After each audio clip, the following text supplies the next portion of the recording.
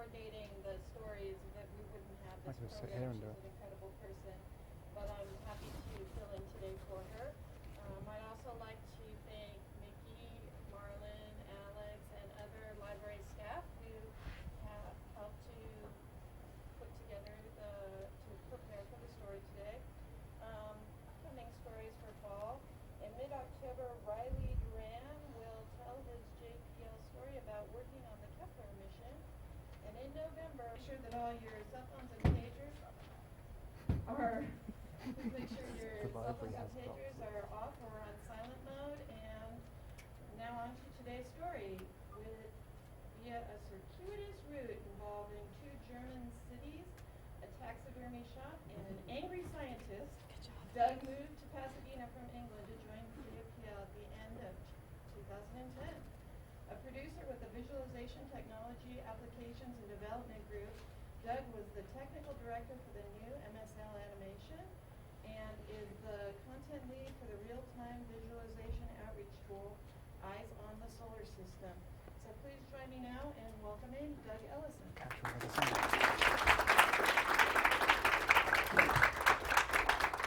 Well, thank you very much. If you don't believe the story that if you nominate someone for one of these talks, it will actually happen.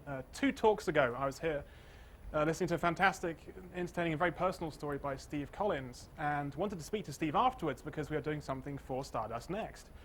And Don sat right front and center there, promptly nominated me to do one of these talks, which Steve said, that'd be a great idea. And I came up with the title right then and there to give Teresa something to hang on and start publicizing. But as I kind of tried to figure out what the hell I was going to talk about, things changed a little bit because I've only been here 14 months. So whatever my JPL story is, it's going to have to be pretty brief. So I've kind of padded it out with stuff, and there's a whole bunch of crap before this that we've got to get through first, because how I got here is really quite a strange story. It starts here in the northwest of England, and the first of the pictures designed entirely to infuriate Scott Maxwell because I grew up in the country he loves so very, very much. It worked. Fantastic. I grew up in northwest England, just across the River Mersey from Liverpool. And my mother was always a very outgoing and gregarious and kind of performance-y kind of lady, and my dad, you know, my career should have been an easy pick from the beginning. My dad worked for a company called Aerospace Engineering. How exciting is that? But he was an accountant, which is the most boring thing in the world. And so my love of science actually came about through a pretty unfortunate series of events. My mother spent very, very long periods of time when I was a kid in hospital. And because my dad was working long hours as a very boring accountant, I actually went and lived with our greatest family friends, who happened to be the family doctor and his wife. And so I'd be sitting at home in the mid-'80s doing my homework. Across the table, Dr. Richard Fallowfield would be filling out the prescription notes and the case notes and the patients he'd be dealing with that day. And he taught me an incredible lesson. If I ever had a question, you know, I couldn't have asked for a better someone to be doing my homework with, as it were. But if I had a question, he'd never give me an answer. He'd show me how to go and find an answer myself, and he had the most amazing library. And my love of kind of figuring stuff out and understanding things came from then on, and also a love of kind of medical sciences that would pay dividends about 15 years later. In the mid-1980s, 1987, we moved down south because the company my dad worked for moved, and we moved on to the second picture, designed entirely to annoy Scott Maxwell. I spent my teenage years cycling around this little cycle track. This is the view from my dad's house right now. This is the glorious British Cotswold countryside. And rarely, there's actually a little bit of sunshine, And here, again, space, science, technology were never really a huge part of my life growing up, until one very strange Christmas, I got given this book. It was Christmas of 1988. I remember it because it was the same Christmas as the Lockerbie bombings. And this is the most unreadable book ever. This isn't the actual edition I got, because this includes spacecraft that have launched since 1988. And, you know, reading this to learn about space science would be kind of like reading a phone book to learn geography. But for some reason, there are a couple of articles inside this thing written by Patrick Moore. For those of you who don't know who Patrick is, he's kind of like an astronomy-themed a British Bill Nye. He's the most British thing in the known universe. Slightly racist, quite bigoted, but has been presenting the same TV show for 50 years. non-stop. He's missed one episode in 50 years. He presented this monthly program called The Sky at Night, and his articles inside this encyclopedia kind of told stories about how there were questions, and then we went and got data and we could answer those questions. Just a very simple principle that engaged me in a very, very strange way. I ended up going to school here, the third picture designed entirely to infuriate Scott Maxwell. This was my school when I was 13. This is Rentham College in the middle of Cirencester in the Cotswolds. And it's as idyllic as it looks. It really was the most amazing place to grow up. And the science block for this school was actually the old stable block of this country house. And there I had a chemistry teacher who just got me. He just managed to grab my attention in a way that I still can't fully understand. And practical chemistry was my thing. But in the UK, amazingly, if you're in the education system there, you have to start down-selecting subjects surprisingly early. I had to choose which sort of subjects I wanted to drop as early as 14. I dropped history and, thankfully, Latin and a few other subjects as well, but I kept the sciences and I kept music and drama and things like that. Age 17, you have to really focus down. I think it's far too early, personally. You had to basically decide, what do I want to be when I grow up, for real, when you're 17? And so I nailed things down. And I took these two sides of my family, my dad's engineering mind and my mum's outgoing side, and did maths, physics, chemistry, and performing arts. And it all went great. And I was having a fantastic time. And towards the end of my time here in 1997, they had a career aptitude test. It's like, right, fill out this form and we will tell you what your career is going to be. What could possibly go wrong? And it said, well, you kind of like wielding a soldering iron, you kind of like science, go and be an electronic engineer. So I did. That summer, Mars Pathfinder landed. And the moment these pictures were on my TV screen and at home, I knew exactly what I wanted to be involved in some way for the rest of my life. I just had no idea how the hell I was going to get there because it was a million miles from a little Cotswold stone cottage in the middle of England. I decided to go and do electronic engineering. And so that whole summer I was studying spacecraft. I figured, right, I'll go and get my degree, soldering iron in one hand, Kevlar in the other. I'll go and build spacecraft for Astrium or whatever. And maybe we'll just have a British spacecraft and I can do stuff. I can actually do something related to space. The first thing I did was find a floppy disk, go to a shop that sold internet access via a dial-up modem, downloaded this picture onto a floppy disk, took it home, and the first thing I started doing was trying to improve it and make it better and edit it and start hacking it to pieces. And I was looking at websites like this. This is the stuff we don't really do anymore. This is telemetry live onto the web in 1997 from Mars Global Surveyor. We don't really do that sort of thing anymore, and perhaps we should, because this sort of thing really did get my attention. I was, thumbing through pages and pages of PDFs, figuring out what this stuff was all about, and learnt at a very thin, very broad, but very veneer-like layer of basically, how this sort of stuff works, the very, very basic principles of how we go about doing what we do. And so I ended up here at the University of Birmingham doing electronic engineering. To give you an idea, it's pretty much kind of an Ivy League college, British style. And within one semester, I knew I'd made an enormous mistake. I couldn't stand it. Electronic engineering was driving me absolutely mad, the mathematics especially. And I went to my supervisor and said, I don't like this. I've made a mistake. And he said, well, is there any other course at the university you might transfer to?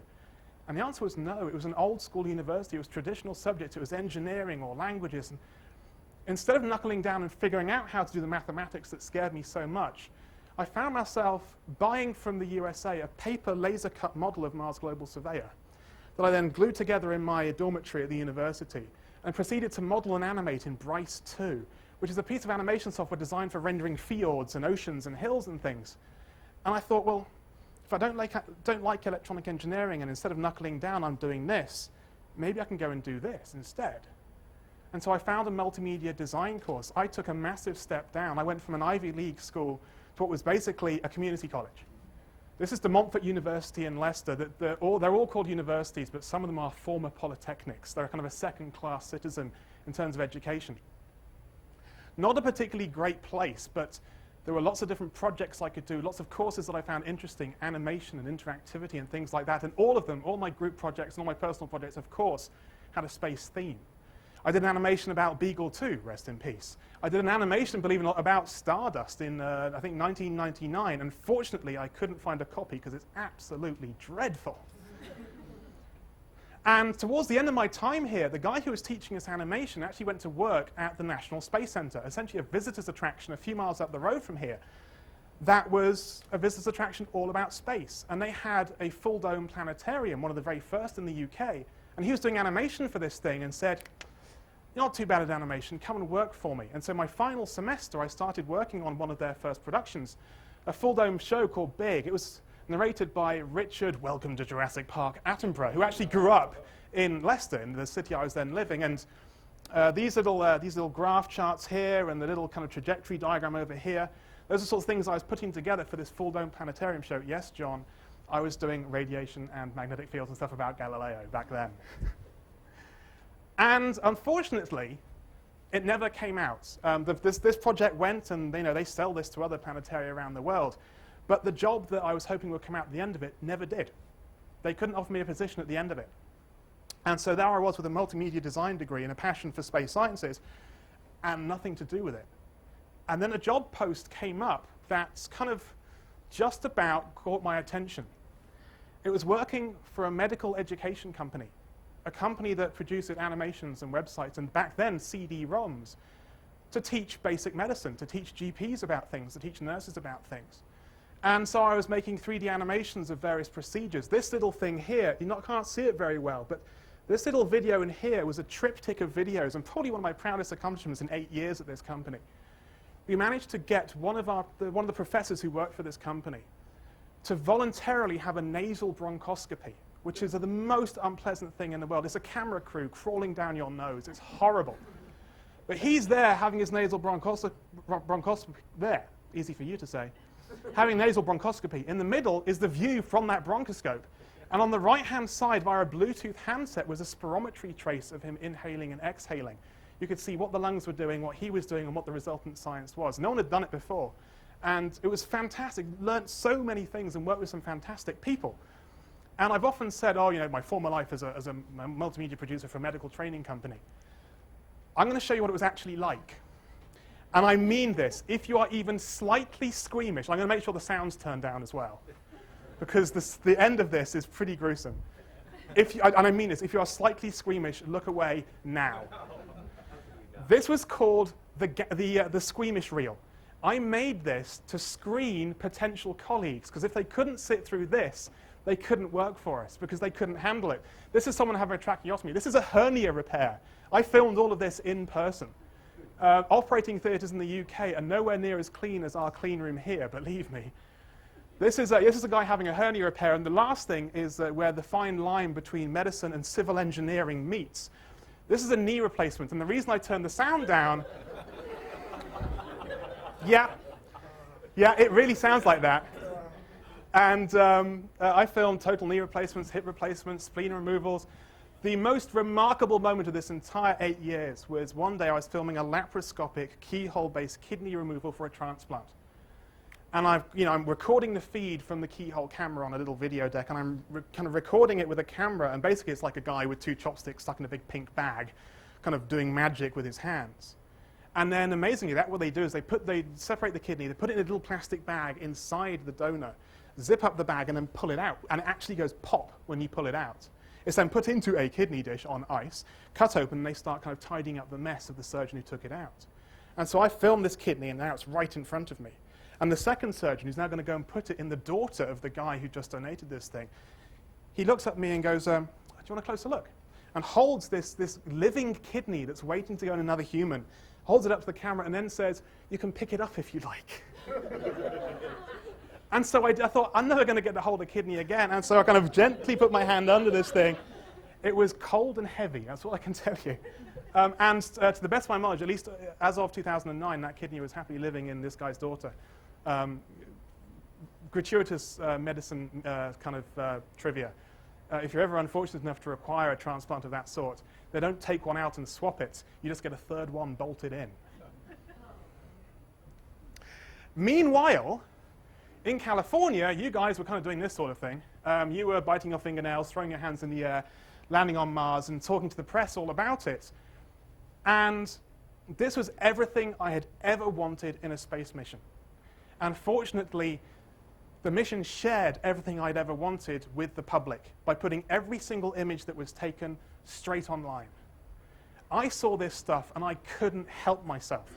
I'm seeing that's left channel, that's right channel. I can make a stereo picture. This is red, this is green, this is blue. I'm making a color picture.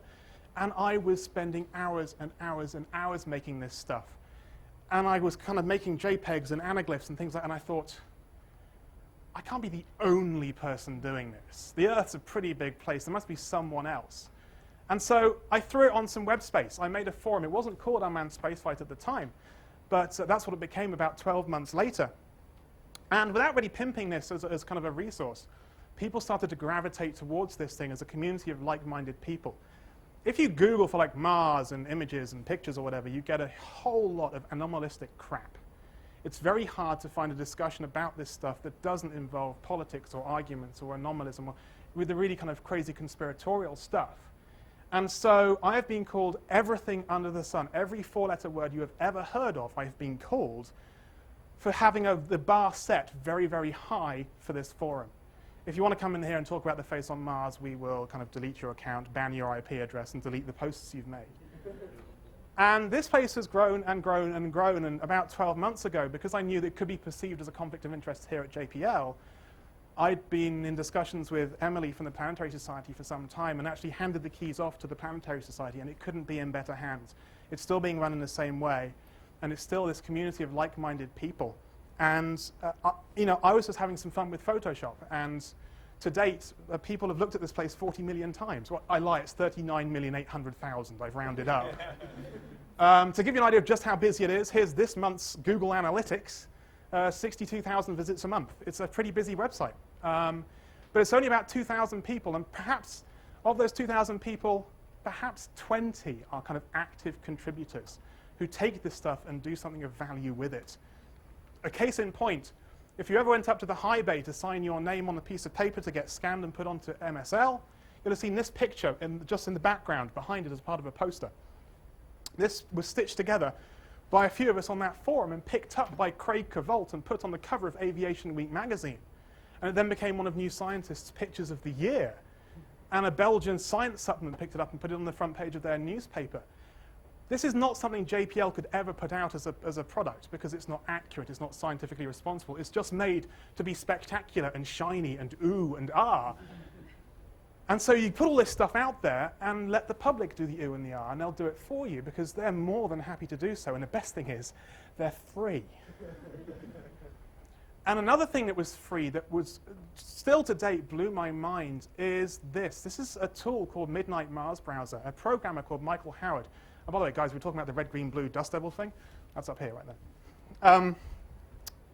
This guy called Michael Howard developed this tool that would download all those raw pictures and put them back into place. And another guy from San Francisco downloaded all of the calibrated data, produced color pictures, and shared those with the world. And because Cornell had a database of every image which said where the rover was and what direction the camera was facing, we could put all those pictures back into 3D space and interpolate the driving of the rover. Not one thing in this is directly from JPL. It's from the PDS, from JPEGs downloaded from the Exploratorium, or a database maintained by Cornell University. Imagine what we could do if we tried and did something like this ourselves. Now, we did. At the very beginning of MER, there was a piece of software called Maestro that was kind of hacked out and made as an outreach tool. And even I, as the nerdiest and geekiest of space nerds and geeks, really didn't find it that great. It just didn't deliver. Whereas this, with zero JPL involvement on a day-to-day basis, has continued to deliver for 7.5 years. As time went on, I kind of let other people do the heavy lifting of producing maps and mosaics of what Spirit and Opportunity were up to. And I decided to go and find more obscure data sets, things that other people weren't really playing with, stuff that was perhaps a bit more challenging. And I put together this animation that's a result of a high-rise elevation model. There are now loads of high-rise elevation models. So back at the time, there were only about 5 or 6 of them made. And I thought I'd make this animation. I made it just in time for my first visit to JPL a couple of years ago. And it goes on for about 1.5 minutes. And it shows the entire adventure of Spirit and the Columbia Hills. And if I let it run to the end, Scott will burst into tears, so I'll move on. In terms of kind of watershed moments for the forum, this is kind of the one. John Spencer, one of the scientists on board the New Horizons spacecraft, he's on board Cassini, he's on board various other missions. He came onto the forum and said, right guys, New Horizons has just launched. Here's a tool you can go and use to figure out what New Horizons can see as it flies past Jupiter in 12 months' time. We've got a little bit of space in our science plan for Jupiter to put in the odd kind of awesome Kodak moment. When should we take pictures just because they're cool? What are going to be our Kodak moments? And a couple of people really went to town with this, and they figured out exactly when the very best moments were going to be. And they included about 3 or 4 of these things in the plan, including this one of Io and Europa. This is the crescent Europa, and this is Io being backlit with Saturn shine, and one of Io's volcanoes performing on demand. And then this image of Europa, I think, rising behind the limb of Jupiter. If you Google for Jupiter New Horizons, this is kind of top of the list. And a few things happened during this time of kind of 5 to 6 years of this forum existing. People took us seriously. Pretty stupid thing to do, but they actually took us seriously. They said, you know, what you're doing is actually useful. We like what you're doing. We could use your help on things. And I actually took a visit to Cornell University and did a little seminar for some of the MER science team up there. And afterwards, Steve Squires had this to say. I said to him, you know, he was kind of like, after I'd finished, he said, I've got to go, but before I do, and did a little spiel in front of everyone, and talking about sharing these pictures with everybody. It's exactly so people could do what you're doing. Follow along, share the ride, enjoy the adventure at whatever level you wanted to.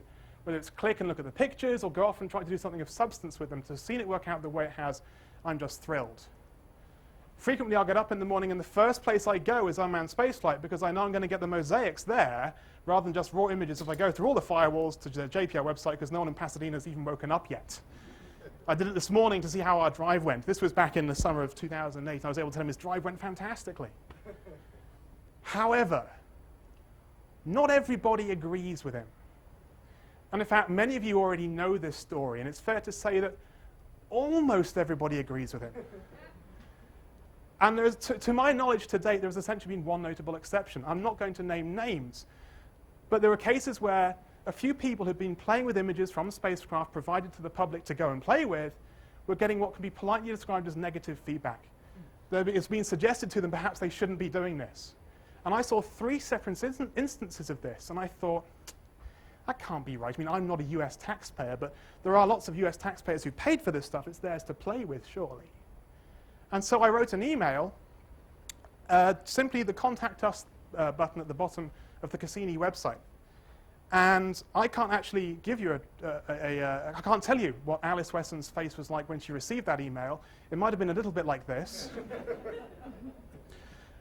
She wrote the loveliest email back again saying, we love what you do with these pictures. Why? Who said something?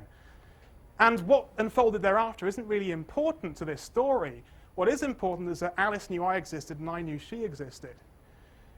And a few months later, she said, right, I'm co-chairing a session at a science conference in Potsdam in Germany. It's called Europlanet. You come and do a paper at my session. And I'm like, I'd guest blogged. I'd been a stunt Emily for the Planetary Society while she was on maternity leave and gone to the International Astronautical Congress in Valencia and written about things that were happening at this conference. I just wrote some nice words about what was going on. It was fairly easy. Now Alice was saying, come to a science conference and contribute, be a part of it. And I was absolutely terrified. But very, very kindly, I panicked and said to Emily, oh, help, what am I going to do? And I went and I guest blogged again for the Planetary Society, so I didn't have to fork out of my pocket to pay accreditation to the conference. I went under media, but the conference itself was kind enough to let me present. And I presented a little story about what people do with these images that get shared on the web. I talked about Midnight Mars Browser and mosaics getting published in Aviation Week magazine and things like that. And my 15-minute presentation with 5-minute Q&A afterwards became a 20-minute presentation with about 40 minutes of arguing between the assembled European press and a bunch of European scientists who are nothing if not white-knuckled with their data. In one particular line of questioning was remarkable. One journalist said it's a good job these images get put online because the morning after Huygens landed on Titan, we had almost nothing to put on the front page of our newspapers. But because all the images had been leaked online and some amateurs had stitched them together into a mosaic of kind of the Titanian skyline, I had something to put on my newspaper. And the scientist was like, yeah, but it wasn't calibrated, it wasn't properly done. And he's like, I don't give a crap. It looked great. That's all I care about. Meanwhile, at this conference, I met someone who was an absolute catastrophic nerd, Kevin.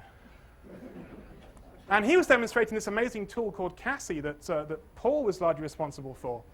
And it was amazing. It was like engineering, but in my browser. It was, here's this spacecraft, and it looks like this, and it's going here, and it's doing that. And I love this thing. And the most important thing about this was that I got to meet Kevin as well. 12 months later, Alice is back on the email. Right, conference time. This time we're going to Munster. Come with me to another presentation. And so I did. And there I got to meet these guys. This is a taxidermy shop in Munster. These animals, what the hell was this guy thinking? I couldn't help but put this in. It's extraordinary. Downtown Munster is the strangest place in the world. But I also got to meet Veronica and Jane.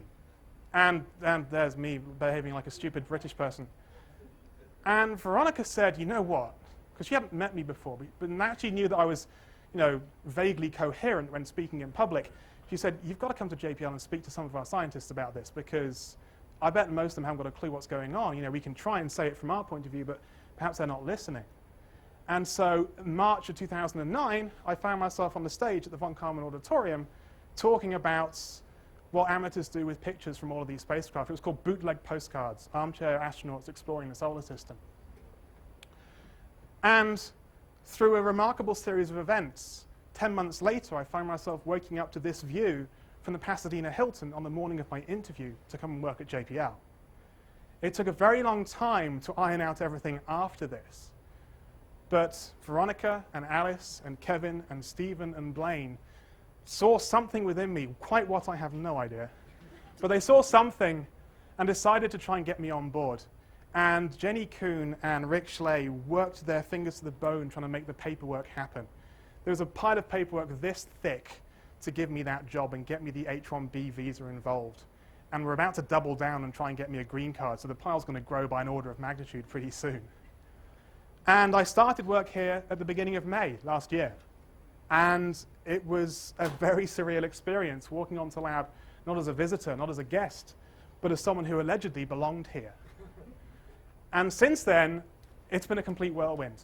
And I'm going to talk to you about 3 things I've been doing since then. The first of them was the technical director for the MSL animation.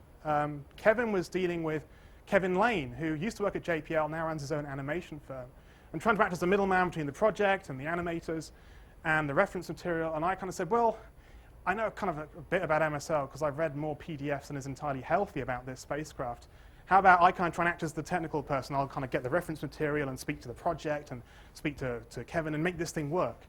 And so about 9 months of this took place, going and finding reference material, meeting people who people who focused just on the mast on MSL, the arm on MSL, the cruise of MSL, the heat shield of MSL.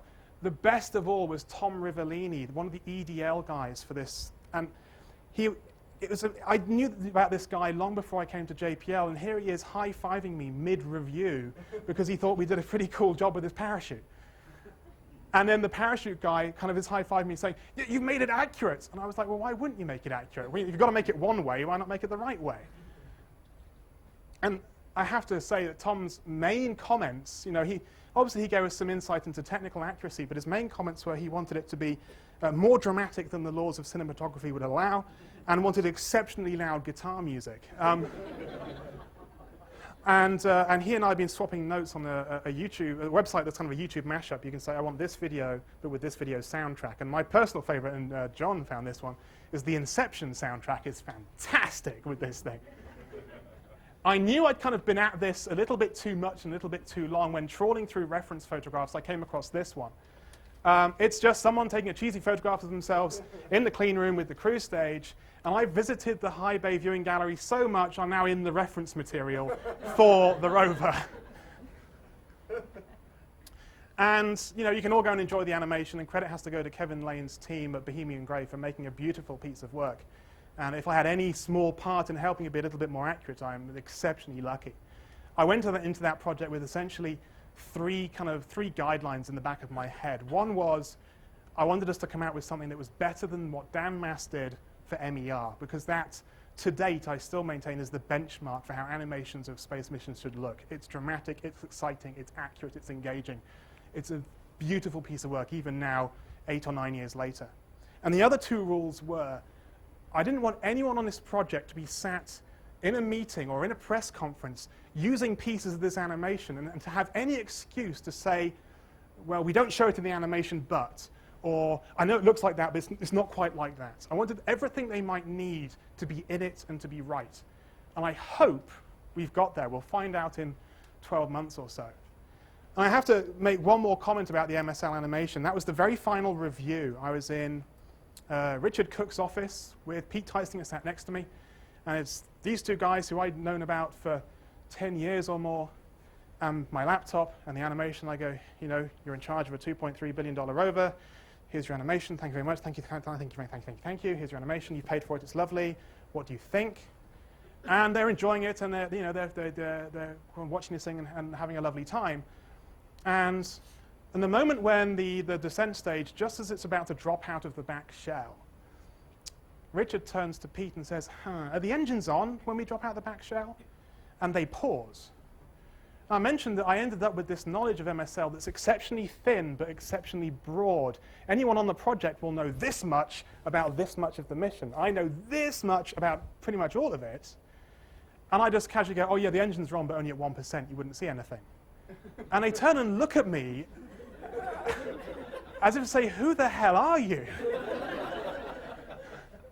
They suggested I should probably sit in the next review meeting. I said that would be a very, very bad idea. And the main project outside of doing that animation with Kevin Lane's team is Eyes on the Solar System.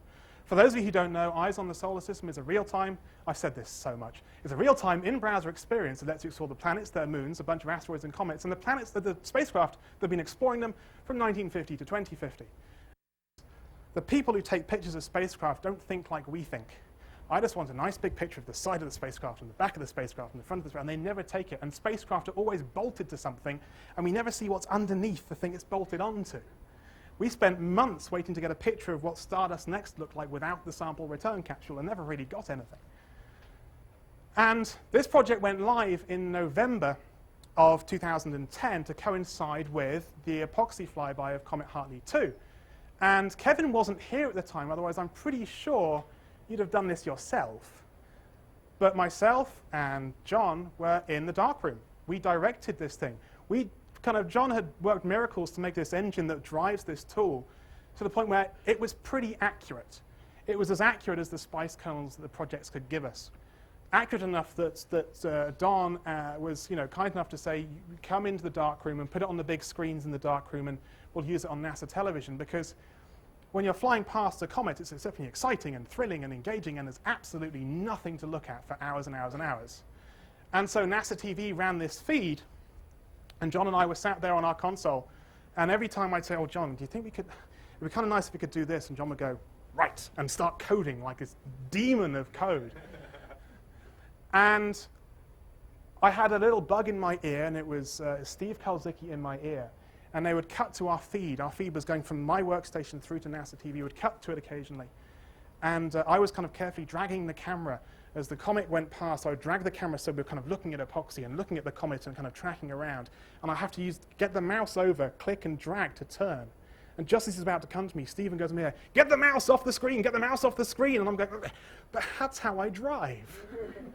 And so then I'd have to look at our screen up on the front of the room and the NASA TV screen up on the front of the room. And every time they cut away from me, I'm like, mouse, drag, drag, drag, drag. We're going back to you, and mouse off again, time and time again. And somehow we got away with it, because a few months later, in fact, no, there's a little story here. The pictures came back, and this is Malcolm Hartley. This is the guy who discovered Comet Hartley 2. And he'd seen pictures of Hartley 2 up on the big screens up at the front. But the JPEGs were online, about 5 images of this thing. And he hadn't seen them, and so I'm just playing with them on my laptop. I was completely back in unmanned spaceflight mode at this point. It was about 1 o'clock in the morning or something ridiculous. And I had Photoshop open. I was making an animated GIF of what Comet Hartley 2 looked like. And he hadn't seen it. I was going, oh, here's your comet. It's what it looks like. And that was an extraordinary moment to introduce a guy to a comet he discovered up close and personal. And then, somewhat stupidly, Don and his colleagues said, come back and do a Stardust Next. And at that point, there was a watershed moment because these three people are from Lockheed Martin. They're here as a backup in case things detonate in Denver. And they're using Eyes on the Solar System as well. And that attests to how much effort John and the guys put in to make this thing as good as we could, and the help we got from the project to make all the data as accurate as we possibly could. But of course, it wasn't just the engineering guys using it just to keep track of what they thought was going on, but our big boss was showing it to our big boss. And I'm now very glad that when Blaine said to me about 3 weeks before, very quietly, because Blaine never gets angry, he just gets very quiet, and he says, so I tried it and it wasn't working in Firefox. And I was like, well, I know it's because we're still in the beta phase and sometimes things don't work, but the message was clear. Unfortunately, a few weeks later, he was actually showing the Cassini spacecraft to Ed Weiler within Eyes on the Solar System. And again, Kevin, you were out of town again. I think you were in Maryland or something ridiculous. And you were running it in real time as well. And Brian had done a beautiful job of making a 3D model of what the nucleus was looking like, because this was a return to a comet we'd visited before. We'd flown past this thing with deep impact, and so we had some idea of what the comet was going to look like. We had a crude shapefile for half the comet, basically. And so with that data and with some pictures and with me kind of saying, well, it's kind of like this and kind of like this and kind of like this, Brian made a little 3D model of the cometary nucleus and mapped it. But the scientists weren't entirely confident which way it would be facing. They wanted to see the side we'd beaten up half a decade earlier, and that's this side here. The little red circle there is the impact site from deep impact. And that's the side they wanted to see, but it wasn't entirely sure we were going to see that side. And so we had this comet nucleus, half of which we had a texture for because we'd seen it before, and half of it in bright blue was unseen territory. And so as a panic, kind of on the evening of this flyby, I said to John, in case it's backwards, can you put in another key combination to flip it around and rotate it so we can either have the proper side or the oh my God, we've got the wrong side. And we can flip it backwards and forwards.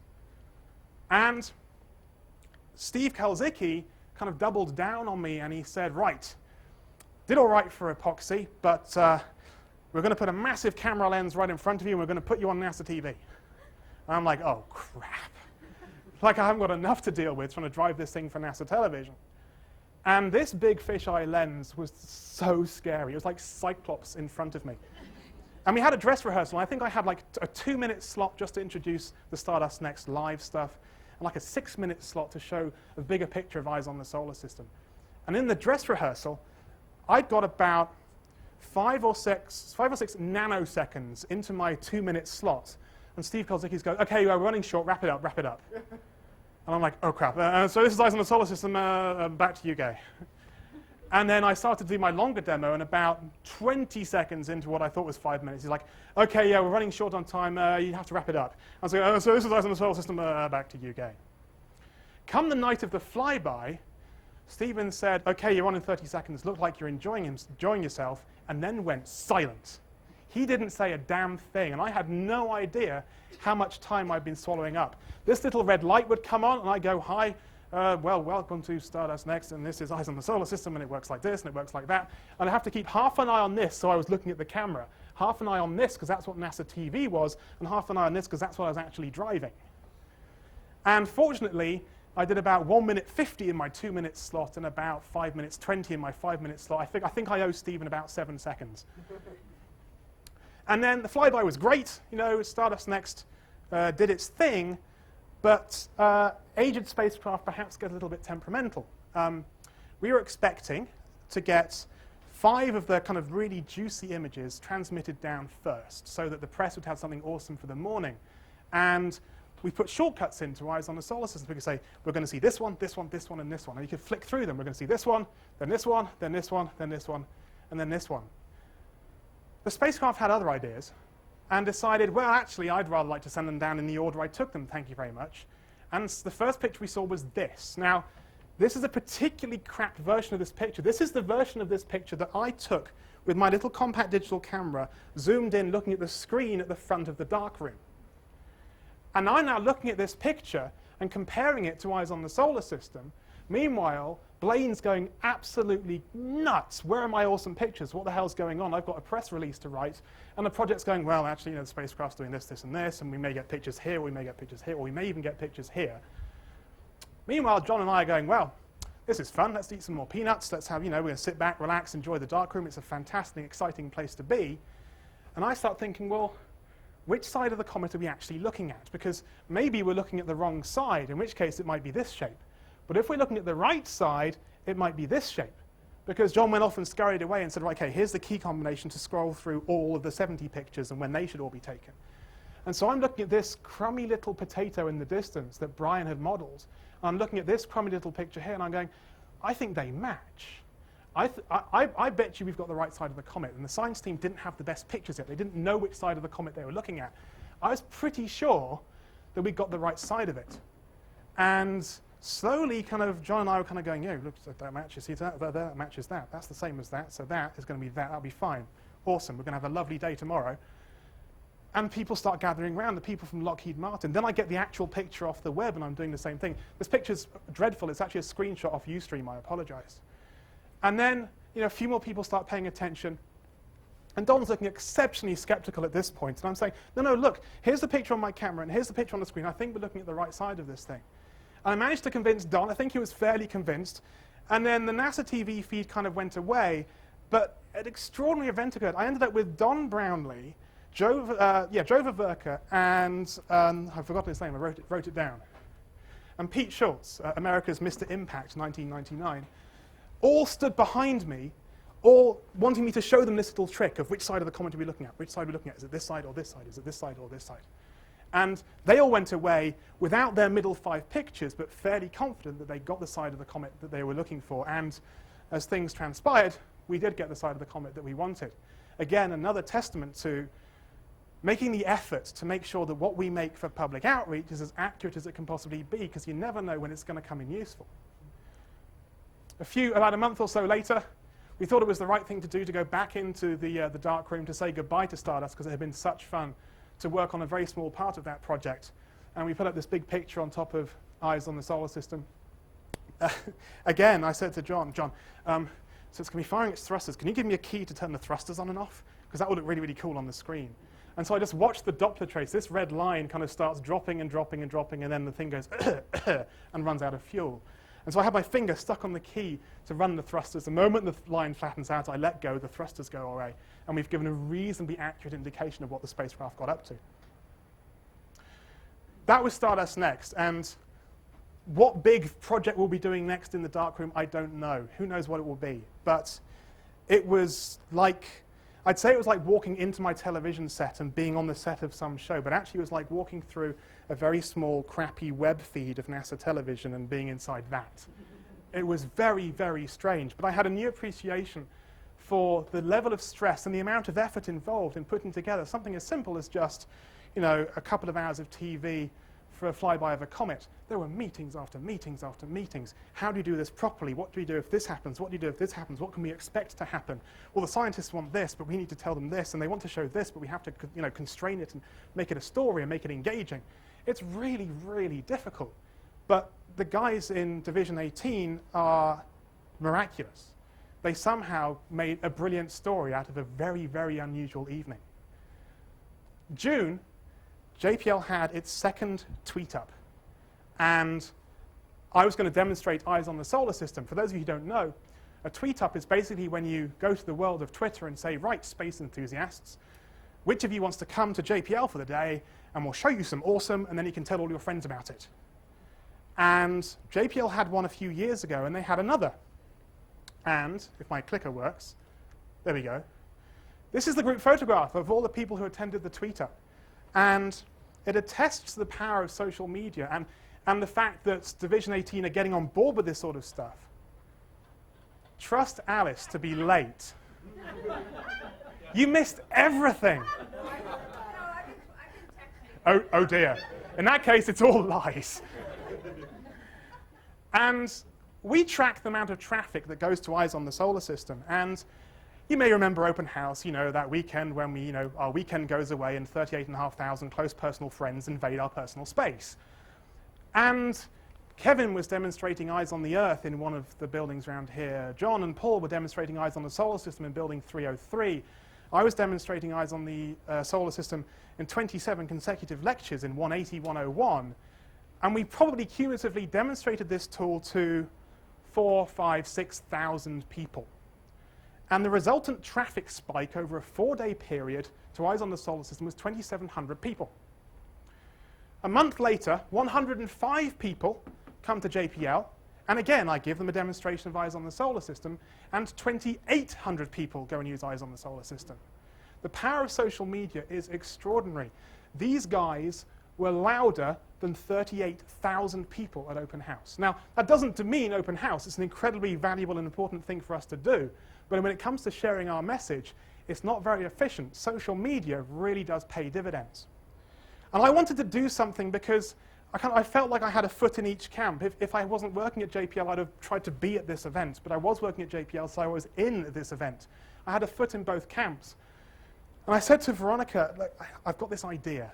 I know it's a bit stupid, and I'll do it on my own time with my own money because it may not work. But Spirits, we're having Spirit's funeral. We've announced that we're no longer speaking to Spirit.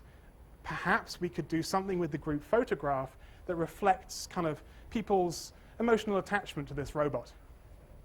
And I took all 80 frames of one of Spirit's large panoramas and added an extra row of images underneath and handed out one frame to every person in this group photograph, and we made this.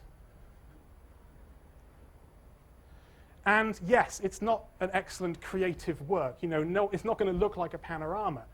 But 105 people came here. They all came together to make something really quite cool and all went away with a little piece of it. Apart from this poor person here who got 3 square inches of a navcam image. And for those of you who thought you recognized this guy on the left, yes, that is the guy who played the receptionist in ER. He's one of our biggest fans, believe it or not. And this represents an analogy to so much of what we need to try and do. Take what we do and give everybody that we can just a little piece of it so they can understand what we do, how we do it, why we do it, and why they should give a damn anyway.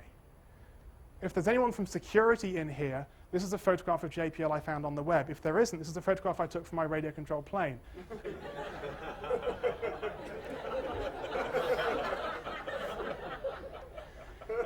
Being a foreign national is so special. This is a remarkable place.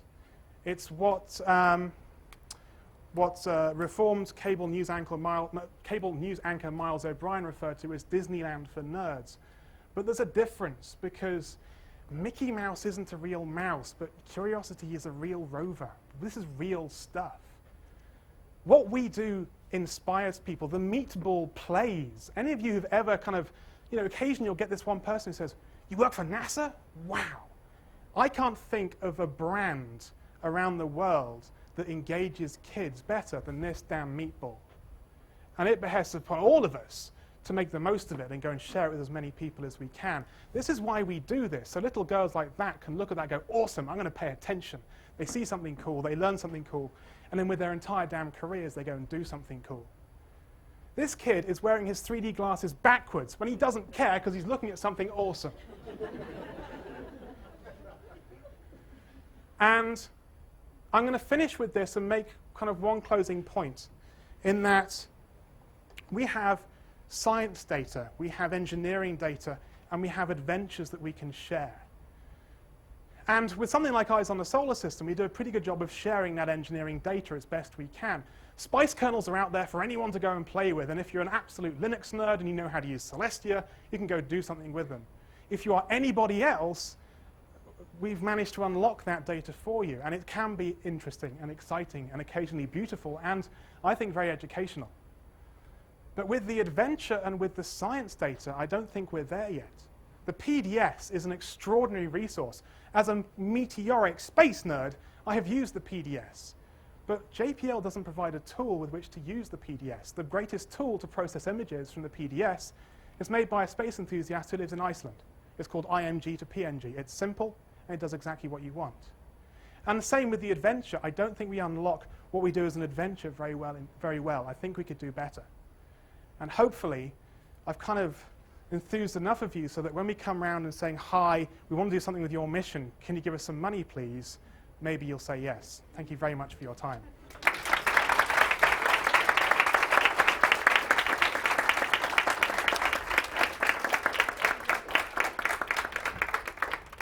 I had no idea how long it was going to take. I finished 6 minutes early, apparently. If you have any questions, I'd be more than happy to take them. Yes? Have your visualization talents been used on the very small as well as the very astronomic? In other words, we're doing a lot of, scanning microscopy and that sort of thing here. Kevin, I think this man has some money for you. We have, but it was using traditional 3D animation rather than real-time visualization. We'd love to get into the nano world. Very similar to small. Similar to what? Well, I said it's very similar to the solar system, but just smaller. One of the dirty secrets with eyes on the solar system is that if you keep zooming out and keep zooming out, the constellations fall apart and you see the 3,000 nearest stars. When you keep zooming out, they disappear into one lump. And when you keep zooming out and keep zooming out, a survey of galaxies is in front of you. We go to the very, very, very big. And I'm not intelligent enough to understand exactly how big a challenge that is as a programmer. But if John's not particularly stressed, we can try and run that same problem in the opposite direction and see what happens. John. Doug, I want to express my appreciation and do that through telling one particular story. There were MER. One of the challenges we have with the public is we often get hit with this conspiracy theorists, and more than a couple of times we've been hit with people that they're convinced that they saw that there is life on Mars and we're withholding the information. And in at least one case, we were visited with a Freedom of Information Act request, and we had to respond to that by demonstrating that we had in fact released all the information and that we weren't holding anything back. But it required many person weeks of effort on the part of the general counsel, people on the project, people at NASA headquarters to respond to that legal request. And so one of the concerns we have is that there are more of these out there, and there have been. One that came up not initially as a Freedom of Information Act request, but a allegation from the public was that there was one image in which there was a tiny little shadow that if you blew it up, A rock that looked like a turtle and it had a wake behind it. It was amazing. What were some of the other ones? There was a duck. There was a really very gratuitous phallus. There really was. There was a skull. There was about like half a dozen things. That image and the context image are the two most downloaded attachments from the forum to date. Okay. But I mean, it instantly just took all the steam out of that person's allegation, and that you could look at any image. I mean, it's like seeing patterns in cloud. I mean, I'm surprised you didn't find a Mother Teresa in that. But I think if you looked hard enough, you probably would. Yes, so, you can find anything you want. Thank you for that. And thank you for putting the data out there that lets people sat at home in their home offices, say, well, actually, if there's enough information out there that just with two pictures you can say, well, I know the resolution of the cameras is this, their field of view is this, they're this far apart, and their toe-in is this many degrees. I know high school trigonometry, therefore this object is this far away. At that distance, the resolution of the camera is this, therefore this Sasquatch is the size of a cigarette packet. And there was another one which is even a level above that in some respects. I think it was it New Scientist magazine posted that Gil Levin's son had seen an image that he was absolutely convinced showed an open puddle on the surface of Mars. And they wrote on their website, scientist finds puddle on Mars. And with tools like Midnight Mars Browser and with all the calibrated imagery that Dan Crotty have made, and with 2,000 people watching every single image, we all went, huh? That's not a puddle, that's on the side of Burns Cliff. It's like this. And it's not bright blue because Dan's made the calibrated picture. And I think the website said the scientist has since retracted his claim after kind of being publicly shamed with you're talking nonsense because here's the reality of what this data tells us. Yes. You mentioned that you want to see the visualization move more towards science data, and I feel like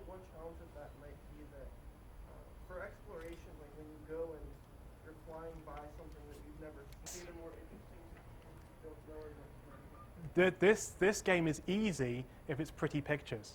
It can be really hard if it's squiggly lines.